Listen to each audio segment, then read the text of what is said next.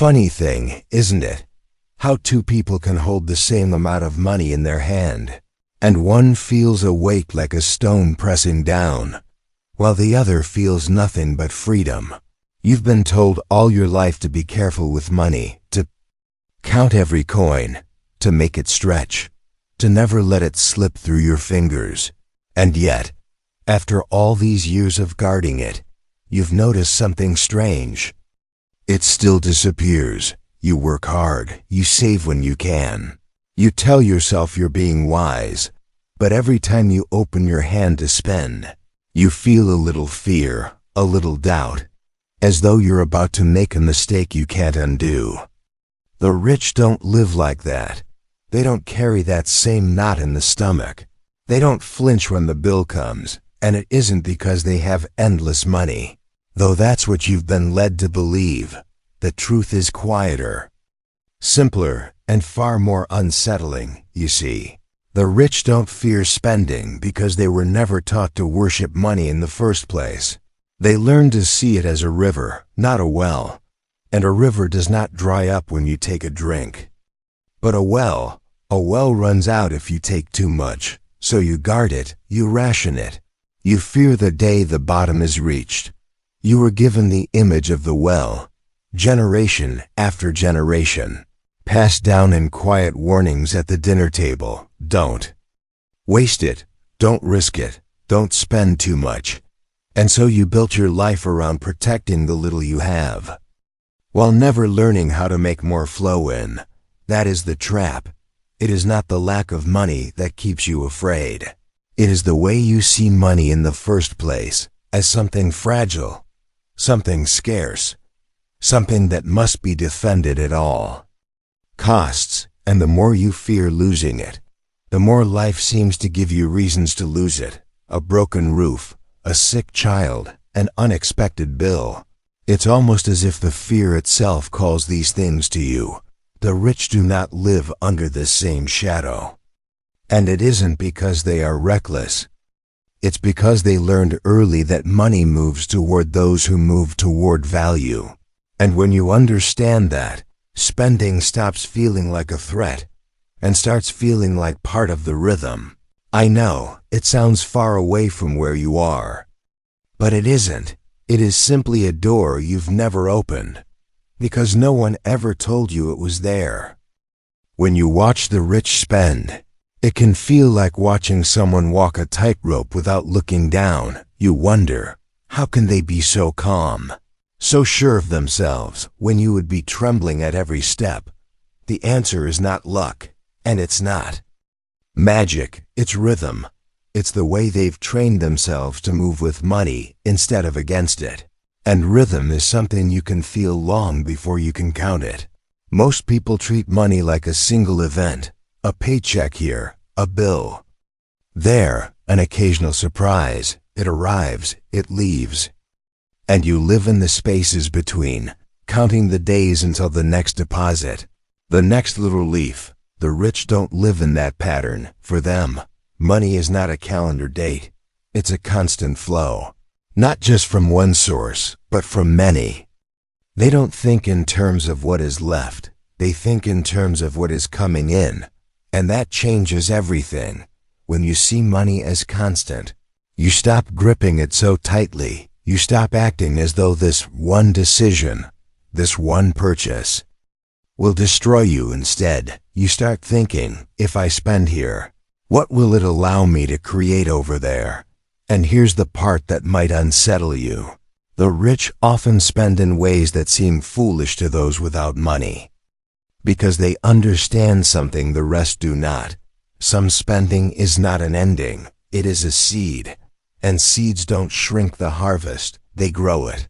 But if you have spent your life guarding a single bag of seeds, never planting them for fear of losing them, you will never know the feeling of harvest. And without harvest, there is no abundance. Only preservation, only fear. You may think the rich are fearless because they have a cushion, but most of them built that cushion by acting fearless before they had it. They learned to place money where it could multiply, not just where it could be protected. They understood That safety does not come from holding tight. It comes from making sure there's always more on the way. You see, when you fear spending, you stop yourself from stepping into the very opportunities that could have freed you. And the cruel twist is, the more you wait for safety, the further safety moves from you, like chasing the horizon, never realizing the only way to reach it is to start walking. The rich have been walking for a long time, and every step has taught them that the river rises again after every drink. So they drink deeply and they move forward without looking back. I once knew a man. He owned a small shop in the middle of a quiet street, nothing fancy, just a place where people could come for their daily bread.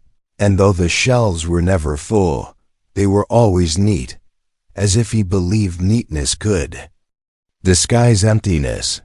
Every morning he opened the shutters with the same care, swept the floor, dusted the jars, and then waited for customers, waited for the day to bring him what he needed. He never bought more stock than he could sell that week, and he never ever took a chance on something new, because, as he told me once, you never know when times will turn bad. One day, another shop opened down the street. Its shelves were overflowing, its windows alive with color. People crowded in from the first morning, and within months, the little shop I knew so well was quieter than ever. I asked him why he didn't try adding a few new things, why he didn't make the place feel more alive, and he shook his head. If I spend that money and it doesn't sell, I'll be worse off than I am now. So he held on. He held on until the holding on became the very thing that sank him. You see, he thought he was protecting his money, but what he was really protecting was his fear, and fear has a way of making itself at home. It moves into the back room of your mind. It whispers in your ear each time you think of acting. It convinces you that stillness is safety, and before long, you have mistaken standing still for surviving. The other shopkeeper was not richer when he began. He simply believed that the shelves should be full, that a store should feel alive to draw life in. So he spent what little he had to make it so. And because he spent, more came back. Because he risked, more was possible. That is the quiet difference. The thing no one tells you: the river does not flow toward the man who keeps his hands in his pockets. It flows toward the man who is not afraid to touch the water. And so, the rich are not fearless because they are rich. They are rich because they learned how to stop fearing, and in doing so, they stepped into the rhythm that keeps the river coming. Long before you held your first coin, long before you ever knew the weight of a banknote, the fear was already there. It did not begin with you. It was given to you, passed down like an heirloom, wrapped not in gold, but in worry. You saw it in the way your parents spoke about bills, in the way they sighed when the envelope came through the door. You heard it in the sharp tone when you asked for something at the store, in the way their eyes scanned the price tag before they looked at you. You learned without words that money was a thin blanket on a cold night, and there was never enough to keep everyone warm. Even when you were too young to understand, you could feel it. This quiet rule that every decision must be measured against what might go wrong. You watched them choose the cheaper food, the smaller treat, the older car, not always because they wanted to, but because the thought of running out was louder than the thought of living fully. And so you carried it into your own first job, your own first paycheck. You guarded it the same way you saw them guard it, and you told yourself it was wisdom. But really it was inheritance, not of wealth, but of worry. You must understand. Your parents did not mean to give you fear. They were doing what they thought was right, protecting the family, keeping the lights on. But in doing so they taught you the shape of scarcity. and you learn to live inside it. The rich were often raised in a different shape, not always with more money, but with more trust. Trust that money would come again. Trust that taking the step would not mean falling off a cliff. And when that trust is planted early, it grows into a very different kind of life. You can't see it just by looking at the clothes, or the car, or the house. But it's there, deep under the surface, like the roots of a tree, holding everything steady, even in the wind. The shocking thing is not that the rich don't fear spending. It's that for many of them, the fear was never there to begin with. And if you've carried it all your life, you might not even realize there is another way to live. And so you spend your days trying to fix the numbers, while the real work is to fix the story, the one you've been telling yourself about money since before you knew what it was. If you have lived your whole life guarding every coin, you cannot wake up tomorrow and suddenly spend like the fear is gone. That is not how the roots of a lifetime are pulled from the ground. You must begin as you would with a locked door, slowly, one hinge at a time. The first step is not to spend more, but to notice. Notice how you feel when money leaves your hand. Notice the knot in your chest, the voice that says, "What if you need this later?" Just notice it without obeying it. Because the fear does not vanish when you ignore it. It begins to fade when you understand it. The rich may seem like they have mastered money, but in truth, they have mastered themselves.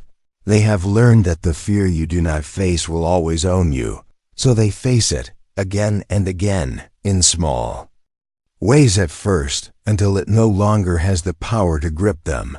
Perhaps for you, it begins with something simple. Spending a little on a skill that might help you earn more. Buying a tool that could make your work easier. Not a reckless expense, but a seed, planted deliberately, and then watched with patience. You will notice something. When you use money to create, the fear changes shape. It becomes lighter. It steps back, because now you are no longer throwing coins into the dark. You are placing them where they might grow. At first, the amounts do not matter. What matters is the rhythm, money in, money out.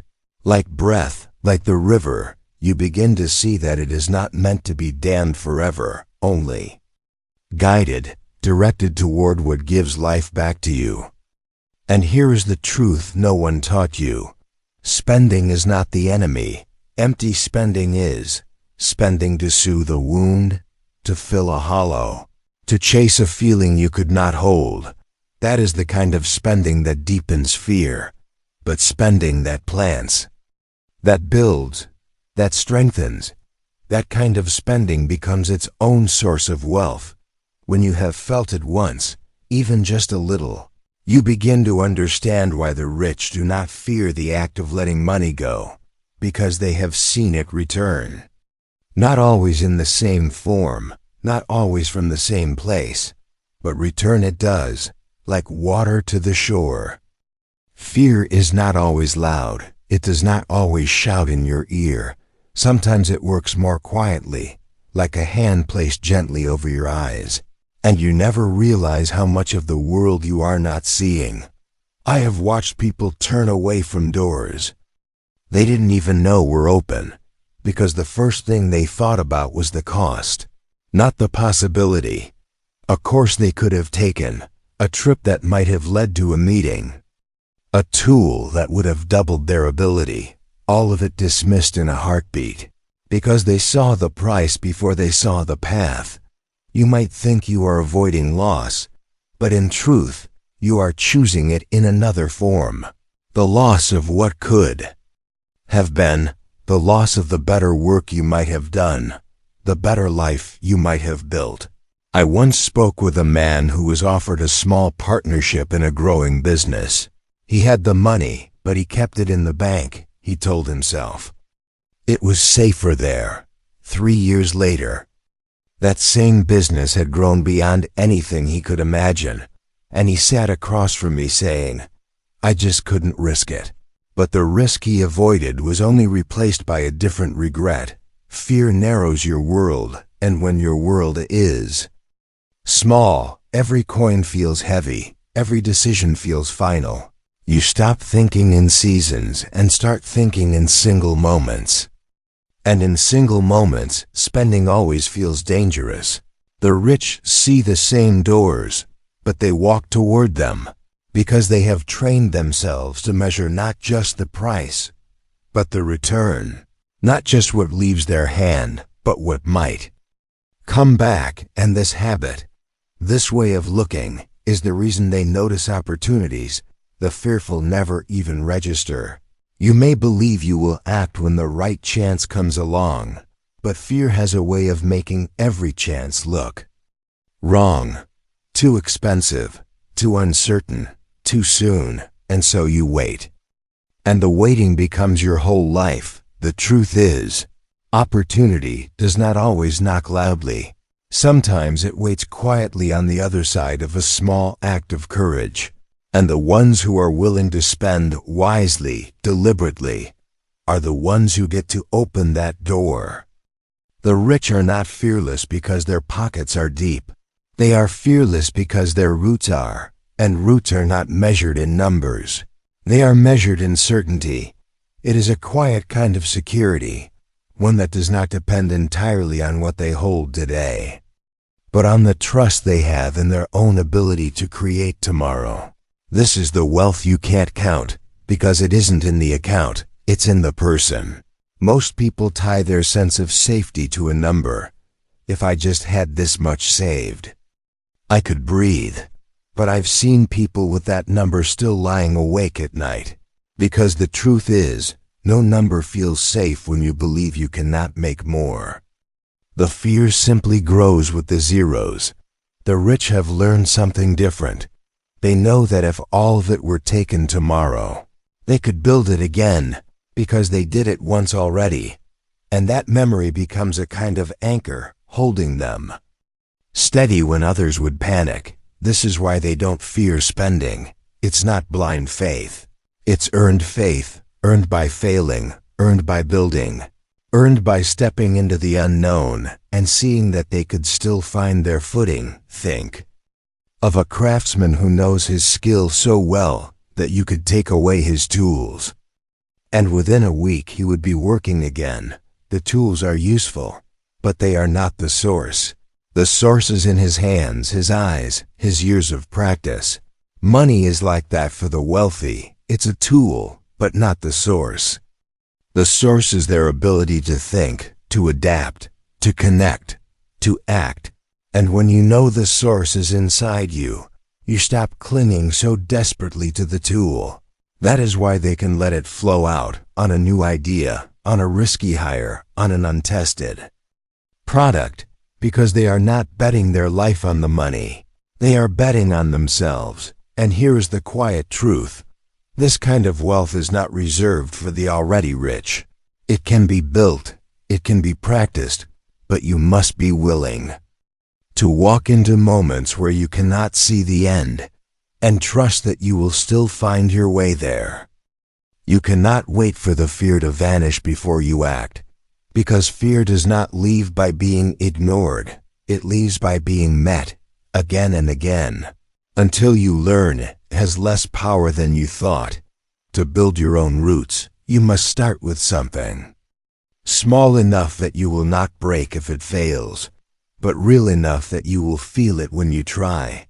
Perhaps it is learning a skill you can trade, offering a service, selling something you make with your own hands. Whatever it is, it must come from you, so that when the return comes, even if it is small, you can look at it and say, I made this. That is the first brick in the foundation. Not the money itself, but the proof that you can bring it into the world. Because once you have done it once, you can do it again, and each time you repeat it, the fear loosens its hold. This is how the rich become unafraid, long before they were rich. They kept proving to themselves that they could replace what was spent. They turned money from a wall into a door, from an end into a beginning. Do not rush it. Roots do not grow overnight, but if you tend to them, they will hold you steady in storms. And when you are steady, you do not flinch when money leaves your hand. You know you will stand after it is gone, and you know it will come back, maybe not in the same form, but it will return. Start with one act this month, not reckless, not desperate, but deliberate.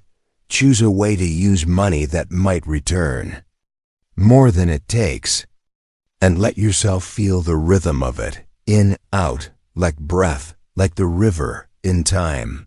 You will notice something shifting.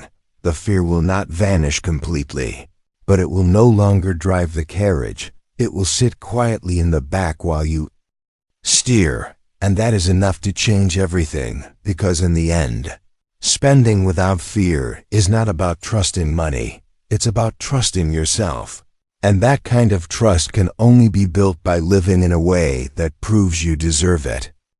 Let me tell you something you might not have heard before. Money, in the hands of someone who understands it, does not just buy things. It buys time. It buys peace of mind. It buys choices. And perhaps most importantly, it buys the freedom to not think about money every waking moment. When a poor person spends, they often carry a hidden fear, the fear that one wrong purchase could tip them into financial chaos. When a rich person spends, that fear is absent, not because they are careless, but because they have built a life where spending does not threaten their survival. This is why you rarely see the wealthy obsessing over small expenses. They understand that the real enemy is not the price of coffee or the cost of dinner. It's living so close to the financial edge that one expense could push you over. They have moved far enough from that edge that they can walk without fear. And here's the secret most people miss. You don't have to be a millionaire to start feeling this freedom. You just have to create enough distance between your income and your expenses so that money no longer controls every decision. That distance is what we call margin. Margin is the quiet space between what you earn and what you spend. The bigger that space, the less you fear spending. And the less you fear spending, the more you can focus on living. The rich understand this deeply. It's not their spending habits that make them fearless. It's the safety they've built before they ever started spending freely. They buy peace first, pleasure second. My friend, the final truth is this. The rich don't fear spending because they see themselves as the source of their own wealth, not their job, not the stock market, not the economy. If every dollar disappeared tomorrow, they believe they could earn it back. Why? Because they have the habits, the network, the knowledge, and the mindset that produces wealth again and again. They see money as a river that flows, not a pond that dries up. And because they trust in their ability to keep the river flowing, they don't panic when some of the water leaves. Poor people, sadly, are taught to see money as a single bucket. Once you spend from it, the bucket gets emptier, and that emptiness feels terrifying. That fear shapes their every choice. But wealth is not about the size of the bucket. It's about how well you can refill it. The rich focus on building a pump, not guarding a puddle. And here's the irony. When you stop fearing that money will leave you, money tends to stay longer. It senses that it's in the hands of someone who knows what to do with it. You can choose to live in fear of spending, or you can learn the skills, the thinking, and the discipline that make fear unnecessary. Because once you know that you can create wealth at will, you stop clinging to it. And in that freedom, wealth grows.